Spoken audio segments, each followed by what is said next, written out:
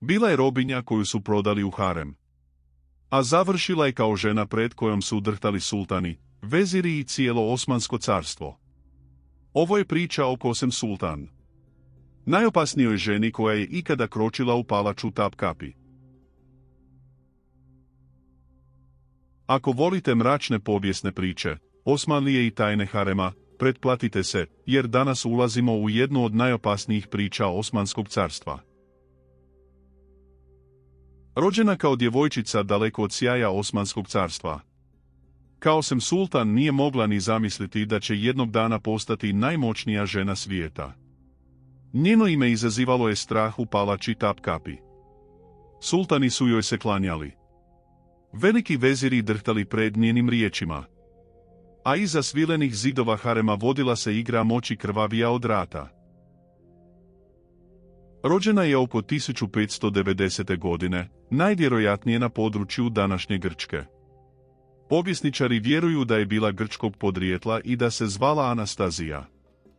Bila je kći obične kršćanske obitelji i živjela je životom kakav su tada živjele tisuće djevojaka na Balkanu i u istočnom Mediteranu.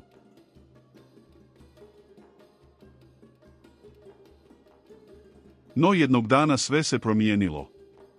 Kao veoma mlada djevojka odvedena je iz svog doma i prodana u roblje. Takva sudbina tada nije bila rijetkost. Mnoge djevojke završavale su na tržnicama robova, a najljepše među njima poslane su u osmanski harem. Nitko tada nije mogao znati da upravo ta djevojčica ulazi ravno u srce najvećeg carstva svijeta. Dovedena je u palaču Topkapi u Istanbulu. Tamo je dobila novo ime. Kosem. Harem nije bio samo mjesto žena i luksuza. Bio je političko bojno polje. Svaka riječ, svaki pogled i svaki osmijeh mogli su značiti život ili smrt. Kosem je bila drukčija od ostalih. Bila je inteligentna, smirena i nevjerojatno pronikljiva. Nije se isticala samo ljepotom nego i sposobnošću da razumije ljude. Znala je kada treba šutjeti, a kada progovoriti. Vrlo brzo privukla je pažnju mladog sultana Ahmeda I.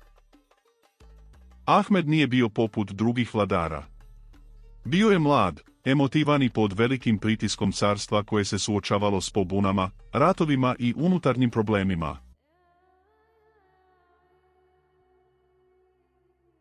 Kosem mu je postala najdraža žena. Njihova povezanost bila je snažna i s vremenom je postala njegova glavna pratilja u haremu. Rodila mu je više djece, među njima i buduće sultana. Time je njen položaj postao gotovo nedodirljiv. U Osmanskom carstvu majka princa značila je moć. A Kosem je to savršeno razumjela. Dok su druge žene pokušavale pridobiti sultanovu pažnju ljepotom i intrigama, ona je gradila mrežu saveznika. Sprijateljila se s enusima, slugama, vezirima i ljudima koji su imali pristup tajnama palače. Znala je sve. Tko koga mrzi. Tko planira izdaju. Tko želi prijestolje. Ubrzo je postala žena čije su riječi imale težinu političke odluke. No onda je došao prvi veliki udarac. Sultan Ahmed umro je veoma mlad. Za mnoge žene u haremu to bi značilo kraj. Nakon smrti sultana često bi bile poslane u stari dvor i zaboravljene. Ali Kosem nije bila obična žena. Počela je igrati mnogo opasniju igru. Nakon Ahmedove smrti prijestolje nije odmah pripalo njenom sinu. U palači je zavladala borba za vlast. Prinčevi su bili zatvarani, uklanjani i ubijani kako bi se osigurao opstanak dinastije. Kosem je znala da mora biti strpljiva. Godinama je čekala pravi trenutak. I dočekala ga je. Njen sin Murat IV. Postao je sultan dok je još bio dijete. To je značilo samo jedno. Netko drugi mora vladati umjesto njega. A taj netko bila je Kosem Sultan. Postala je Valide Sultan, majka sultana i najmoćnija osoba carstva. Ljudi su joj se klanjali kao vladarici. Veziri nisu donosili odluke bez njenog dopuštenja. Ambasadori stranih država pokušavali su zadobiti njenu naklonost. Novac, vojska i politika prolazili su kroz njene ruke.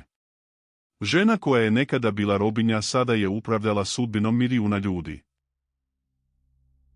Ali moć u Osmanskom carstvu nikada nije dolazila bez krvi. Murat je odrastao u surovog i nemilosrdnog sultana. Poznat je po brutalnim kaznama, zabranama alkohola i krvavim obračunima s neprijateljima.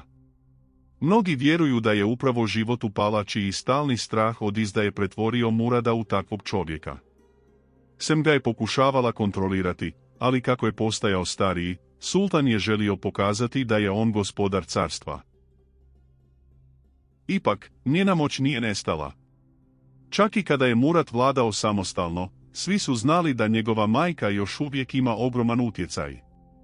Murad je umro mlad, a nakon njega prijestolje je preuzeo njegov brat Ibrahim I. Ibrahim je bio potpuno drukčiji. Nestabilan, paranoičan i psihički slomljen godinama provedenim u zatočeništvu palače. Povjesničari ga često nazivaju Ibrahim Ludi. Carstvo je ponovno tonulo u kaos. Ajl opet se pojavila ista žena. Kosem Sultan. Ponovno je preuzela kontrolu nad državom. Dok je Ibrahim donosio čudne odluke i trošio bogatstvo na luksuz i žene, ona je pokušavala spasiti carstvo od propasti. No stanje je postajalo sve gore. Janjičari su bili bijesni. Narod gladan. Dvor podijeljen. Na kraju je donesena strašna odluka. Ibrahim je svrgnut, a potom i ubijen. Mnogi povjesničari vjeruju da je Kosem znala za plan i možda ga čak podržala kako bi spasila dinastiju. Nakon Ibrahimove smrti na prijestolje dolazi njegov mali sin Mehmed IV.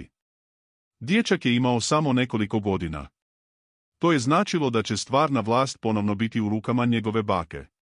Kosem Sultan sada je bila moćnija nego ikad prije. 3 sultana bila su povezana s njom.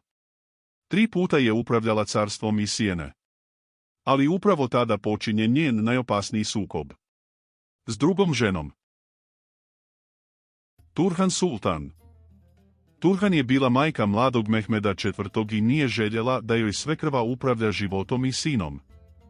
2 žene započele su tihi rat unutar palače. Jedna je bila iskusna, hladna i moćna. Druga mlada, ambiciozna i spremna na sve. Palača Tapkapi pretvorila se u mjesto šapata, izdaja i straha. Sluge su birale strane. Ejnusi prenosili tajne. Janjičari čekali razvoj događaja. Kosem je znala da gubi kontrolu. Prema nekim pričama planirala je svrgnuti vlastitog unuka i postaviti drugog dječaka na prijestolje, onoga kojim bi mogla lakše upravljati. Ako je to istina, bila je spremna žrtvovati i vlastitu krv radi moći. Turhan Sultan saznala je za plan. I tada je donesena odluka koja će zauvijek promijeniti povijest harema. Jedne noći u palači, 1651. godine, ljudi odani Turhan Sultan ušli su u odaje Kosem Sultan. Stara vladarica pokušala se sakriti. Ali nije bilo bijega. Prema legendama skrivala se iza zavjesa i molila za život. No njeni neprijatelji nisu imali milosti. Zadavili su je svilenim užetom. Tako je umrla žena koja je desetljećima vladala Osmanskim carstvom. Tiho. U mraku palače. Bez krune na glavi. Nakon njene smrti Istanbul je bio u šoku. Narod je plakao. Neki su je voljeli jer je dijelila milostinju i pomagala siromašnima. Drugi su slavili njen kraj jer su vjerovali da je odgovorna za krv, izdaje i smrt mnogih ljudi. Ali jedno nitko nije mogao poreći. Kosem Sultan bila je jedna od najmoćnijih žena u povijesti. Od robinje do vladarice carstva. Od djevojčice bez doma do žene pred kojom su drhtali sultani. Njena priča pokazuje koliko je osmanski harem bio daleko od bajke. Iza zlata, svile i dragulja skrivali su se strah, nasilje i neprekidna borba za preživljavanje. U tom svijetu samo su najopasniji opstajali. A Kosem Sultan bila je opasnija od svih. Hvala što ste gledali moj video.